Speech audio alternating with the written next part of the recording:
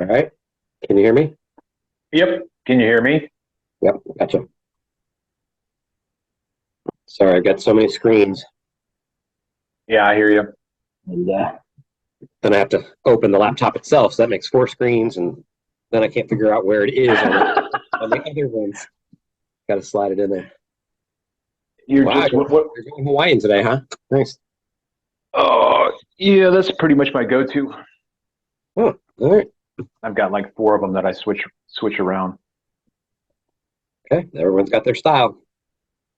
Indeed, indeed. So I thought that you were at that church full time, but you're just in the interim. Yeah, they call it transitional.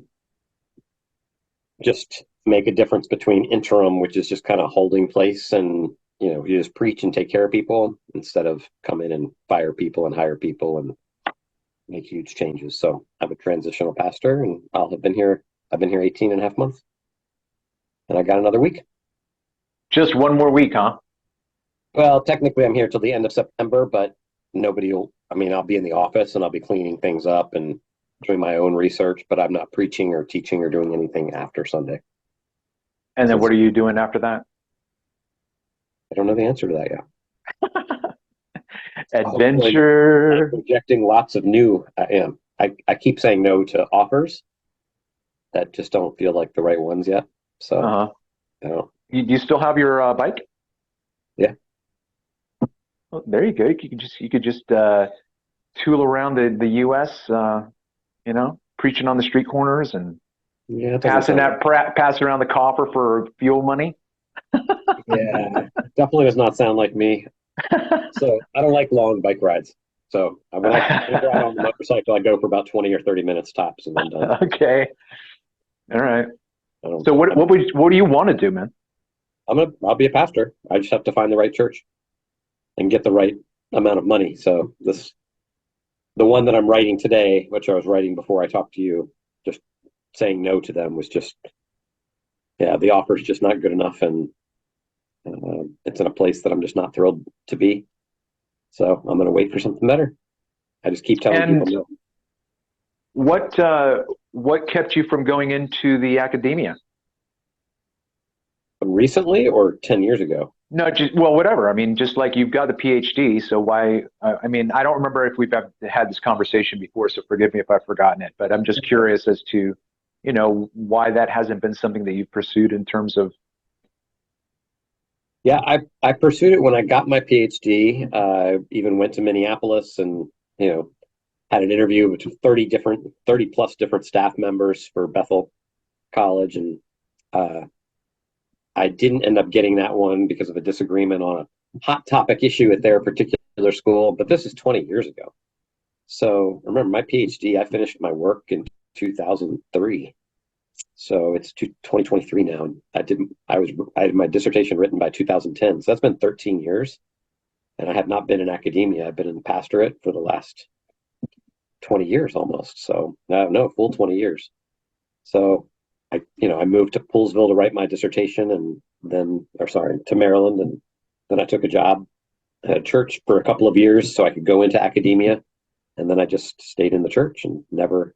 I stopped looking because I loved what I was doing, And and you so don't see I don't want. yourself. Yeah, at this point, it's too late to go back, but I don't. I would rather be a professor like I've been doing, professor part time, just an adjunct here and there. So, like I teach at Washington University of Virginia, or I did up until I started moving around the country every year or two when I had some stability. But and I teach a Tuesday night class you know about. But I don't think at this point. First of all, I'm white in my 50s, so I'm not getting a job in most schools. Second of all, my degree is from a conservative school, but I'm not that conservative. So the kind of places that would hire me would be places like Geneva or Messiah or Lancaster Bible College. And these are just places that I just couldn't, like, they wouldn't want me. Um, but I would fit just fine in places like Wake Forest or Duke Divinity, but my degree is not strong enough. They wouldn't hire somebody from Westminster. So I kind of lost it. I've become a liberal over time, and I can't fit in those schools anymore. And I just don't. Also, they can't pay me.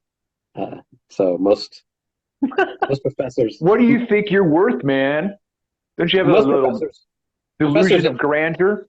no professors at Bible colleges are going to make 40 grand a year. Yeah. So I mean, I That's make triple. crazy ridiculous in this time period. That's like that's like what Pratt was making probably, if not, I mean, whatever. Yeah. Right. Yep. 30 years ago. Yeah. Yep. I mean, if you're doing really well, you might be able to make 60, but only people at Harvard are making six figures. Yeah. If you're at a major university, not just Harvard, but if you're at University of Wisconsin or something like that, you might be able to do that if you have tenure and you've been moving. But I'm 50 and I have not been doing all those things. So I'd be starting at a low level. So my guess is 40 to 50 grand is what I would make. And yeah, like I'm getting offers for twice that much that I'm turning down because I don't want those. So All right. All right. Well, yeah, that's I'll where I'm try at. to keep my ears open and just figure out where you're going and what you're doing. But I hadn't heard anything, and then I heard you say something I think in your Tuesday school that the transition was coming up, and I was like, oh, I thought you were there full time. So Well, I'm there full time, just not forever. yeah. But that's what I meant. Forever full time.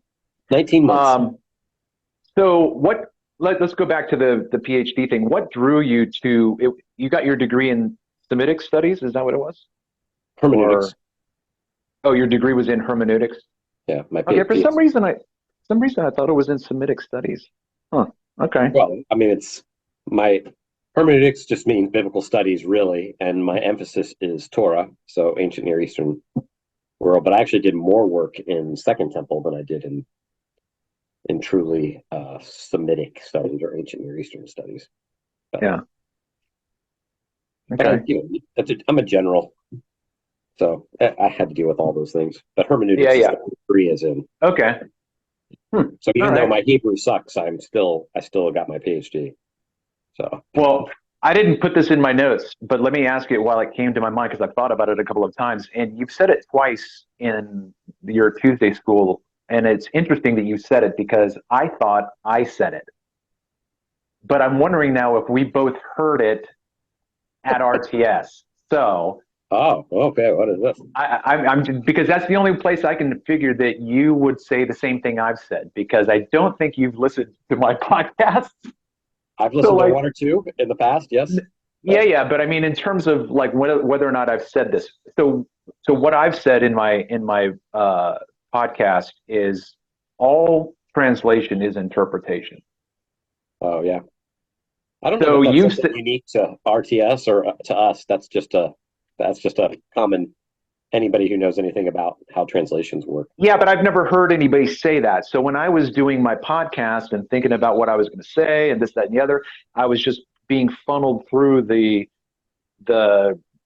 you know the momentum that I was in, and that's how I expressed myself as I was working through the issues that I was working through. So I had never heard of.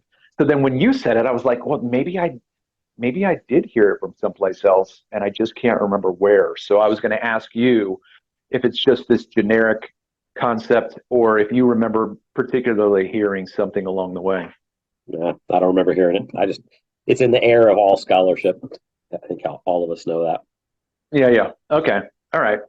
Um, so some of the things that I've made notes for as I've thought about a list, as I listened to your class and have thought about just you and me, and in terms of you know our our faith and practice background, in terms of your PhD and where you've been and how you've been experiencing your opportunity to minister, how has your experience affected your faith and practice? If that's not too ambiguous, how It is pretty has ambiguous. Let's see. what about okay? So how has your degree in hermeneutics Yeah. affected your faith and practice? That is, there's a certain. Okay. Okay, go ahead. Yeah.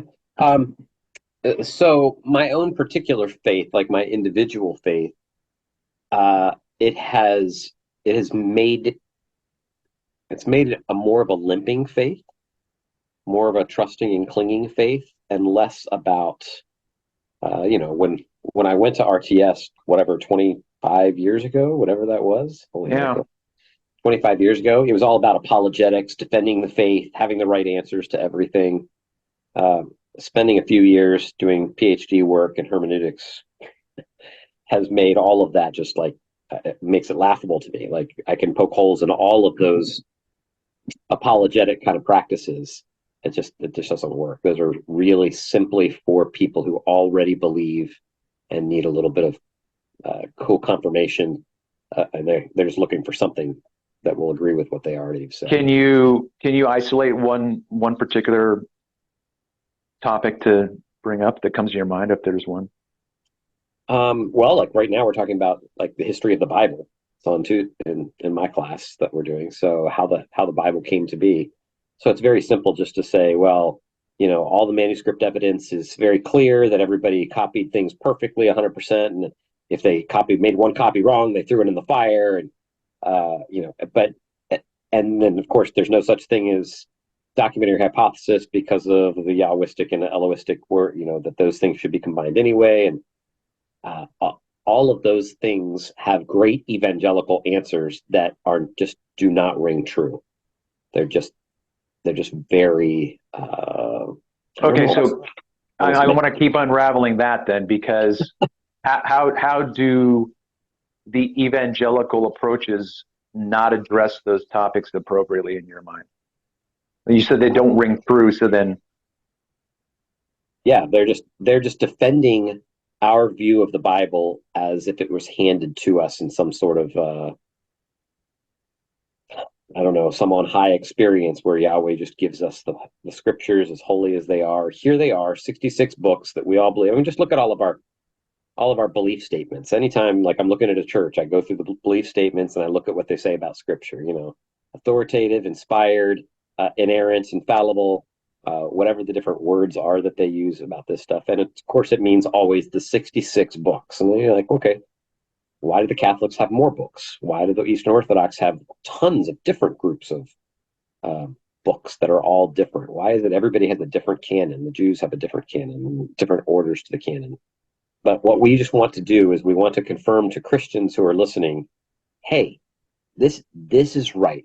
The church has affirmed or discovered the canon. And I just want to say, I don't know if we've affirmed or discovered the canon or whether the canon is actually all that important to begin with. So I don't want to say that out loud too many places. But those are the kinds of things that give me a more limping faith. Like I don't have that much faith in this is going to sound wrong, but I'm going to go ahead and say it because it's you, right? I don't have that much faith in the Bible. Um, my faith is in Jesus and the Bible as it points me towards Him. So, yeah, maybe I'll just leave it there.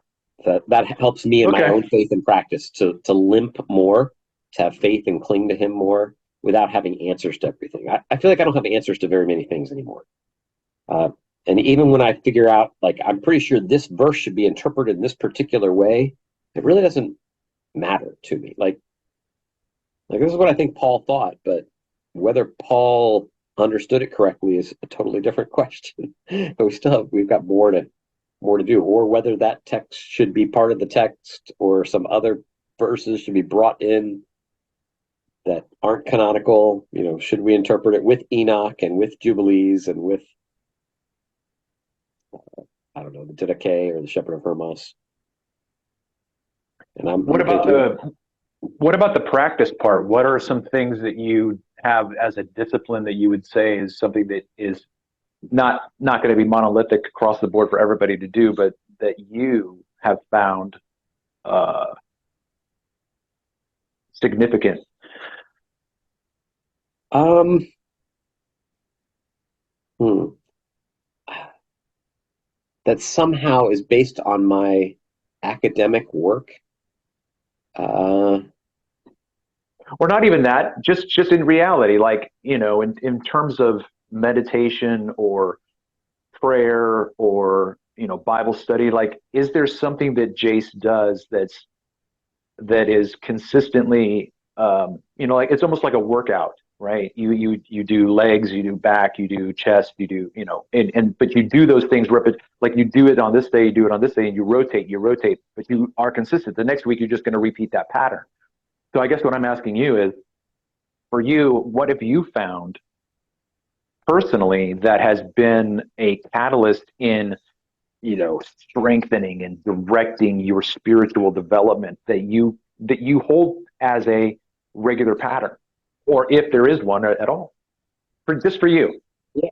Yeah. I don't have anything that comes to the surface as being something profound that I would hope other people would copy. I think probably what I've learned how to do over the years is to do exegesis devotionally. So like I can do the actual Hebrew work and the exegetical work, delimiting the text and all those things, and I can take breaks from those things, or I can just stop and pray through those ideas. So I've loved that, but I think probably the most transformative part for me is the practice of people. Um, I, because I was an academic for so long, it felt like I really was just concerned with books and how the grammar worked and what was going on in the literary world that they were in. And people took a backseat to all of that.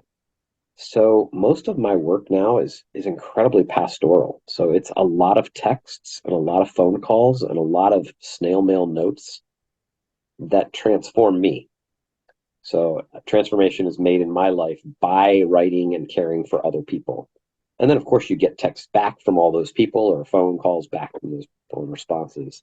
And to see them grow is probably the most transformative part of my practices, is actually being involved in community, actually loving people well. So, which is not a Bible study practice, but it's a faith practice. So that's Yeah, what yeah. Okay, all right. You talked about it a little bit already in terms of you called yourself more of a liberal now as opposed to a conservative. I'll just use those two terms. So if you go back 25 years or even 15 years in terms of when you were in academia, and did you have a sense of that change of moving from a conservative viewpoint to a liberal viewpoint and going, oh man, I'm having this dramatic change in the way that I'm thinking, and I can feel it, I can sense it. um, how did you navigate that awareness of knowing I can see where this is going to take me? Yeah, what a great question. When you do PhD work, everyone says, "Be careful, you're going to lose your faith." And that's not true. In fact, you can do all the academic work in the world and still not have it actually doesn't seem to affect what your you like what your base belief system is. It's actually amazing how it doesn't need to change things. I was noticing all kinds of things changing in the way I was thinking about the Bible, but I wasn't connecting it to, like, I don't know, like the real world in some way. So you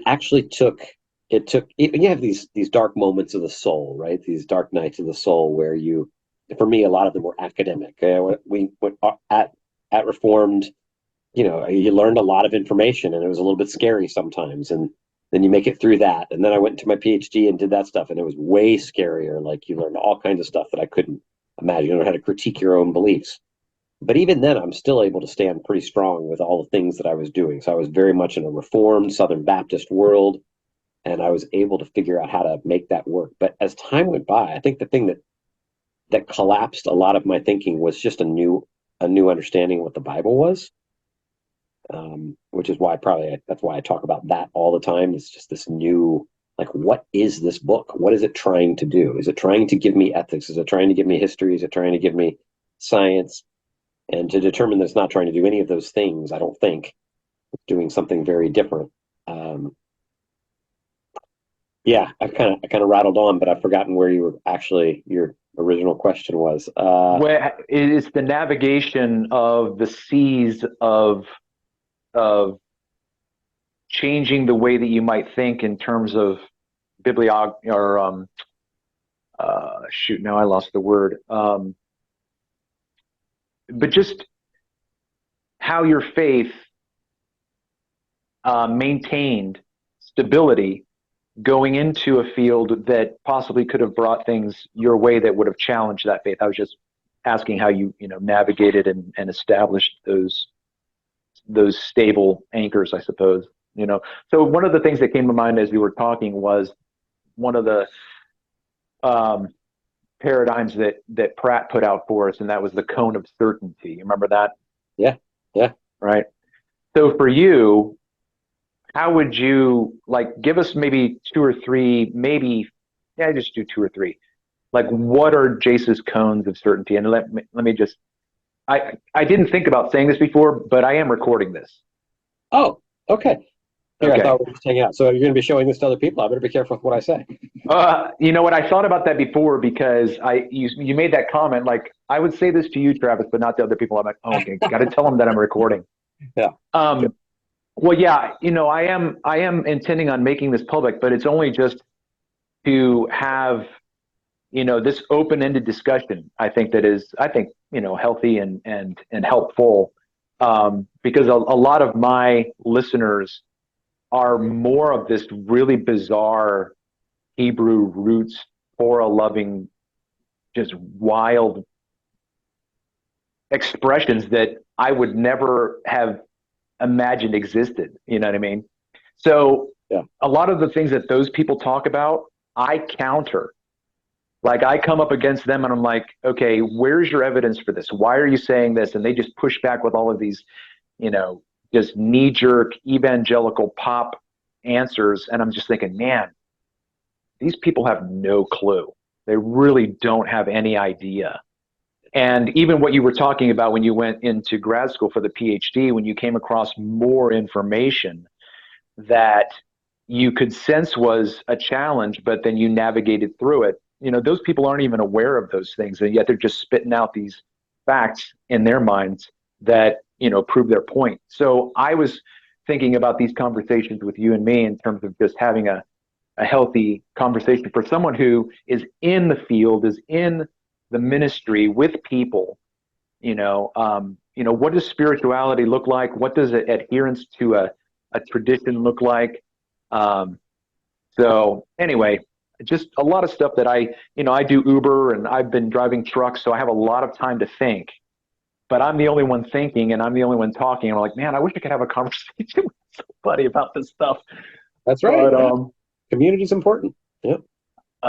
yeah, but even then, you have people that can't handle these kinds of conversations. You've got to find the right people that have a maturity level that aren't going to, you know, either freak out or completely distance themselves from you because you talk about things that they can't handle. You know, um, Yeah. Yeah. but That's very true. So to to go back to your conservative versus liberal, having conversations with people, finding the mature people who can have these kinds of conversations. I'm in a very evangelical church that has come out of a slightly more progressive movement. So PCUSA is pretty liberal-ish, at least the evangelicals would call it so. And then this denomination moved out of that denomination into what's called ECO, but it's very evangelical. It's very grounded in the resurrection of Christ. It's very grounded in the Trinity. It's very grounded in the Bible having authority, all those things. But I taught a class on during the summer on Genesis and how to understand some of these things from the idea that maybe it would be written exilic period or post-exilic period instead of being mostly Mosaic authorship. And it changes the way you think about things. And this group was very open to that. We had 100 people who have come up knowing one kind of thing for a very long time and could just hear how things made sense, how things moved forward, and how the gospel came out of all that stuff. And I love being part of a conservative church that lets me push them to just a little bit more progressive way of thinking about things, which doesn't discount the Bible at all, doesn't discount Jesus at all, but it pushes them. But yeah, you need those mature people who are willing to listen and think differently than what they've always thought. If you've got a 70-year-old who's thought a particular way for 70 years, it's pretty hard to show them a different way. But I think we do it. I think these kinds of conversations help do it, right? They foster Sure. humility and grace to each other. And they say, yeah, I don't actually know the answer to that, but here's some stuff I've been thinking about. And you say, I've been thinking about this too, and this goes this direction. And you're like, I had not thought about that. So I think this is, for me, that's hopefully my one gift to the church that I give them is humility of intellect. Like, here's some ideas for us to think through. And the truth is far more complicated than you think. It's way easier for me to give you an easy answer, and you can understand that one. And so you'll hold on to that. But what I'm going to do is tell you that there's 1,000 other books that you haven't thought through yet. And so I just want to bring down your arrogance level just a little bit, so you can listen to other people who have other views. Yeah. So go back to the cone of certainty then. For Yeah. you, what would be, the top tiers of primary, secondary, tertiary? Theological truth. Are you asking me? Is that what I'm asking you? Yeah. Yeah. Is that what you're asking me? Yeah. Yeah, in this discussion of faith and practice, yes, your cone of certainty. Yeah. Um, Jesus is king. Uh, Jesus is, I mean, everything else comes under that. So Jesus is king means allegiance to Jesus as a person, allegiance to certain kingdom goals that we have. Those would be my like things that I'm certain of. Those are things that I pound the pulpit when I preach, and very little else. So even ways to understand, like I would say, the Apostles' Creed is one of my certainty areas. Again, that's faith based, not academically based. So all of my theological certainties, or most of them, are pretty faith based. How So does this, Trinity, I believe in the Holy Spirit's work in the church. I believe that the church is a community of faith that is bound together by the Spirit. Anyway, yeah, all the things that the creed says. doggone, I only have 10 minutes left. It always goes I by thought so they gave you fast. 40 minutes. I thought they gave you Huh? 40 minutes on this. Yeah, but Oh, maybe it's already been 40 minutes. Yeah. Okay. I started a little bit earlier, waiting and making sure I had it all set up right, but no big deal. Um, that might make it easier, just these small little snippets, so I don't get through everything. Like I've got notes and notes and notes and notes and notes and whatever. So we can just, if this is something that you don't mind, taking Well, some this is time fun. out, I like whenever. talking to you for a few minutes on Okay, this subject all the time. good. Um, can anyone just pick up the Bible and read it? Sure, it's easy. I mean, assuming they know how to read. Yeah, but isn't there a Yeah, caveat that goes along with that? of course. Yeah, I know where you were going with that. Um, Anybody can read. You like to talk about Granny Smith. I think maybe I've stolen that from you as well, because over the years I've mentioned that. Um, you know, she can read just fine, and she'll get great truths out of the Bible. But everybody needs an interpreter. Everyone needs somebody to help them understand Scripture, unless they happen to know Hebrew. And there's no unless. It doesn't matter what it is. If we're reading in English, we automatically need an interpreter. If we're reading as Americans, we already need an interpreter. If we're reading as people in the 21st century, we automatically need an interpreter. We need someone to help us understand the context and the language of that particular time. So it's just faith for us to say, I can just pick up the Bible and understand it. Uh, and we talked a little bit about this last time when we talked about perspicuity and clarity and things like that. Right. But Yeah, yeah. absolutely, we need interpreters. I need interpreters, and I can read Hebrew and Greek, and I can do all I have all the context that I need, probably. I mean, I'm sure I'm missing a lot, but I got books galore around me that I can find it out, and I still need help. I still listen to people all the time. Okay. Let's see. That's what I wanted. I mentioned this last time. Um, okay, so if I'm going to pick up the Bible and read it for the first time, and um, I come across Genesis 1 is the first chapter. Yeah. Uh,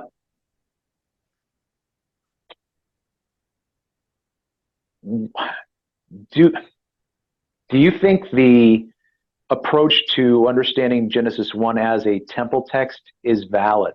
And then how important is it to know that secondary layer, because the primary layer is just in the beginning God created and we think it's a linear historical day 1, day 2, day 3, like it's just straight, just on the surface, this is exactly what happened in history 6,000 some odd years ago. But if there is an aspect in which Genesis 1 does play as a temple text, that's not on the surface. Right. Yep. So just real quick, in your mind, what does it mean that Genesis 1 is a temple text? Um, uh, this is not going to matter in the sense, your original question was, does it matter? It's not going to matter in the sense that they're going to miss Jesus somehow in the text. But it does matter that this story is actually telling us a different story. So if we think of this as just a creation of the world story, and it for sure is, it is supposed to be in some sense a cosmogony story, right? It's supposed to be a creation of the world story, but I think it's being grabbed hold of and done something different to it. It's not a creation of the world story; it's a creation of Israel's story, or a creation of the temple, as you say, the sacred space where God dwells with mankind.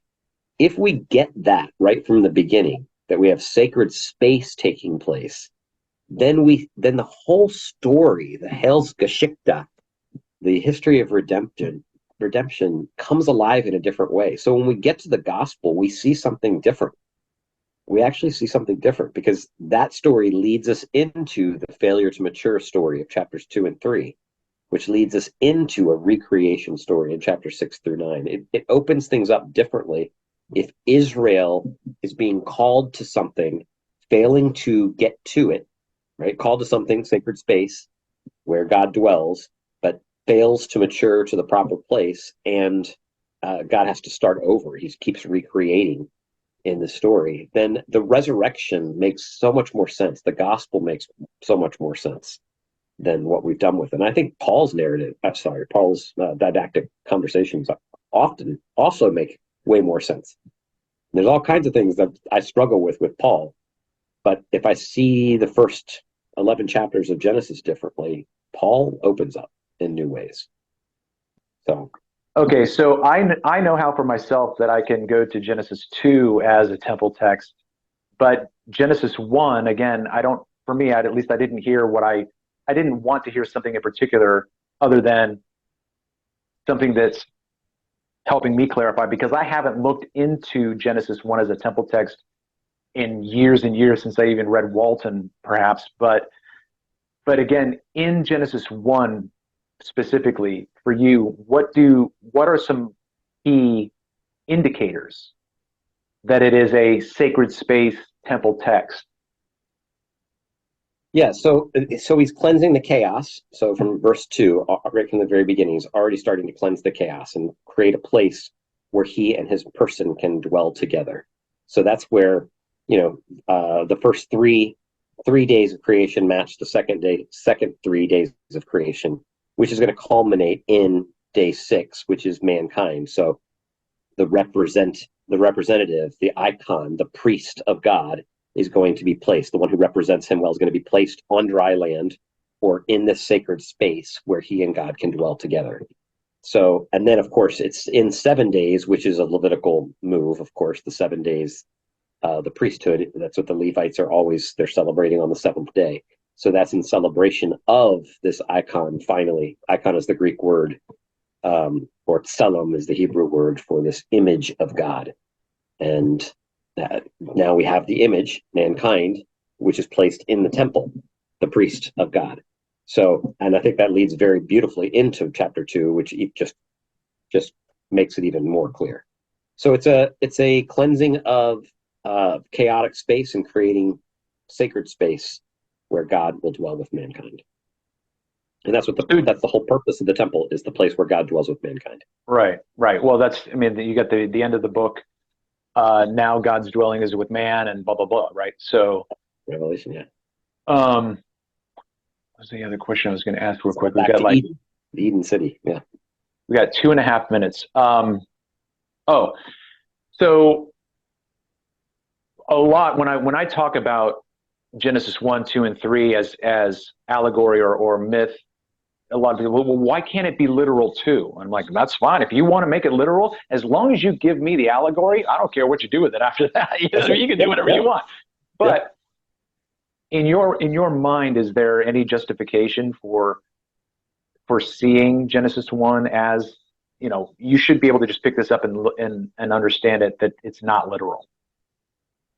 Sure, there's plenty of reasons. In fact, I had this conversation with somebody just the other day who gave he was putting out Vern Poythress's argument for the historicity of Genesis 1 through 3, why it's all supposed to be literal. And I just read the argument. I was like, oh my goodness. And so I wrote him, I said, it's fine if you want to believe it's all literal. I said the same thing you did. That's fine. But you can't say that the text doesn't scream out Right. Yeah. Yeah. that it's not literal. Like Yeah. it could be, but if you have two magic trees and you have snakes that talk, and Adam's name means mankind, and Eve's the mother of all the living. I mean, and I just listed, I had like 20 different reasons why that's Yeah. those are ways that tell you the genre is trying to tell you, if someone with golden hair talks to three different bears in their house, you're not supposed to see that. Like, you're not supposed to believe that that's historical. So there's a, like, no one in their right mind would read that text and say that it's historical, except that it's in the Bible, and somehow we've come to it and said it must be historical because it's in the Bible, even though there's plenty of texts in the Bible that aren't historical. Everybody admits it, but for some reason Genesis has to be. Yeah. And it might be, but it gets you in trouble. I'll tell you that if you Yeah, okay, right. If you want to take it literally, what about that? Is that literal? Oh no, that's not literal. Oh, so then, yeah. Yeah. All right, man. Well, we're right at the end of it, so I appreciate it. These are like quick little coffee shop stop, catch ups. So I really do appreciate it. I know you're busy and all that kind of stuff. So maybe next Monday again. Can we do that? Let's do it. Yeah. Same time, same channel. I'll look at my calendar because I know it's about to cut off, but yeah. Okay, and then I'll let you know.